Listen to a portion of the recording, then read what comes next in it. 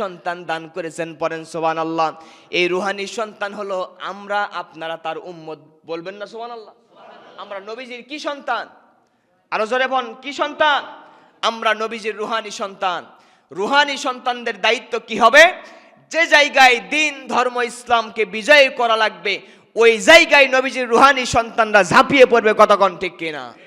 নবীজিকে বলা হলো, কাফেররা বলল যে নির্বংশ হয়ে গেছে, নবীজির দিন ধর্ম ইসলাম থাকবে না, পরিবার সমাজ ব্যবস্থা কিচ্ছু থাকবে না, দুনিয়া থেকে সব কিছু নষ্ট হয়ে গেছে। আসলে তা নয়।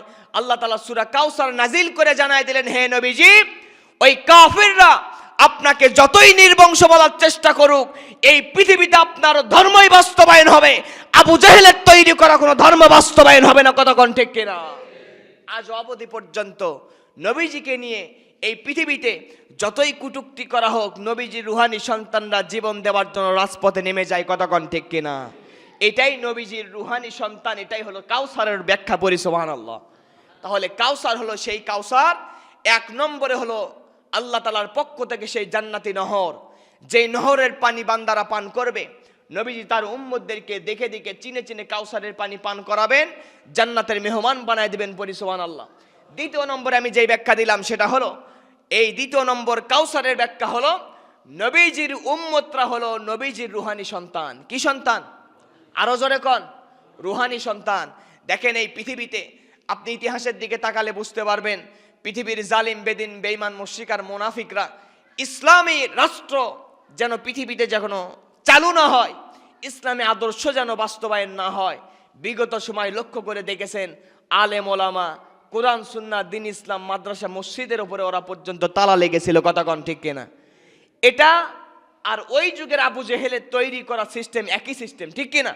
ওরাও চেষ্টা করেছিল দীর্ঘ 16টি বছর পর্যন্ত নির্যাতন করে মুসলমানদের উপরে জুলুম আর নির্যাতনের স্টিম রোলার চালিয়ে দিয়ে ইসলামী আদর্শকে, ইসলামী আন্দোলনকে বাংলাদেশ থেকে নস্যাৎ করে দিবে, কতক্ষণ ঠিক কিনা?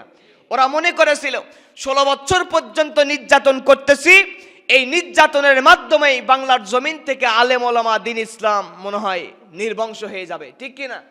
কিন্তু কোনোদিন নির্বংশ করতে পারবে না। ওরা যখন নির্বংশ করার চেষ্টা করেছিল, তাকায় দেখেন মুসলমান, গতকালকে বগুড়ার যে ঘটনা আমি নিজে চোখে দেখেছি, জালেম তার মানে যে অপরাধ করে আর যে অপরাধ সহ্য করে সে কিন্তু একই অপরাধী, ঠিক কিনা? তার প্রমাণ বাংলাদেশ একটা মুনাফিক দল নামে যেটা পরিচিত।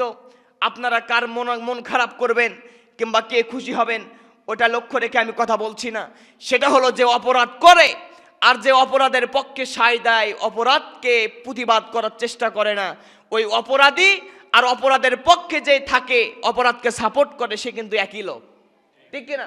বাংলাদেশ জাতীয় পার্টির অফিসকে গতকালকে আমি নিজে চোখে সাতমাথা দেখেছিলাম, গতকালকের ঘটনা আগুন লাগায়া শেষ করে দিচ্ছে, ঠিক কিনা? লূত আলাইহিস সালামের নাম আপনারা শুনেছেন, জামানার পয়গম্বর লূত আলাইহিস সালাম, তার স্ত্রী ছিল সেই যুগের অপরাধীদের সাপোর্টার। কি সাপোর্টার? আরো জোরে কোন? লূত আলাইহিস সালামের জামানায় সেই যুগে যেই কওমের আবির্ভাব হয়েছিল, তারা পুরুষে পুরুষে জিনা করত। কি করত? আরো জোরে কোন? এটার নাম হলো সমকামী। এটার নাম কি? এটার নাম হলো সমকামী। এরা পুরুষে পুরুষে অন্যায় কাজ করত, কিন্তু ভিতরে ভিতরে লূত আলাইহিস সালামের স্ত্রী তিনি তাদের সাপোর্ট করতে পারেন, নাউজুবিল্লাহ। এক পর্যায়ে আল্লাহর পক্ষ থেকে হুকুম আসলো যে অমুক টাইমে গজব আসবে, গজব থেকে তোমার উম্মতরা রক্ষা পাবে, কিন্তু তোমার স্ত্রী এই গজব থেকে রক্ষা পাবে। আরো জোরে কোন? রক্ষা পাবে না। আপনার স্ত্রীকে বলবেন যখন আপনি আপনার এলাকা থেকে ত্যাগ করে অন্য এলাকায় চলে যাবেন, ওই সময় যেন আপনার স্ত্রী যাবার প্রাক্কালে পিছনের দিকে যেন না তাকায়। নবীজি অর্ডার করলেন পিছনের দিকে কেউ তাকাইতে পারবে না। যখন ওই এলাকা ত্যাগ করে যাচ্ছিলেন, নবীজির স্ত্রী লূত আলাইহিস সালামের স্ত্রী পিছন দিকেই তাকাইছে, আল্লাহর হুকুম অমান্য করছে, আল্লাহর পক্ষ থেকে গজব এসে সরকার হয়ে গেছে, পড়ি নাউজুবিল্লাহ। মুসলমান ভাইরা আমার, নবীজির উপরে সূরা কাউসার নাজিল হয়ে গেল। নবীজির কোন সন্তান দুনিয়াতে জীবিত নাই, একটা ছেলে সন্তানও জীবিত নাই। নবীজির মন ভারাক্রান্ত হয়ে গেছে, নবীজির মনে কষ্ট এসে গেছে, নবীজির চোখ দ্বারা ঝরঝর করে পানিগুলো জমিনে পড়তেছে। হায়রে, যেই সময় মানুষ দুনিয়া থেকে বিদায় হয়ে যাবে, প্রতিবেশীদের দায়িত্ব হলো মৃত্যু ব্যক্তির বাড়িতে খাবার পৌঁছায় দিবে। মৃত্যু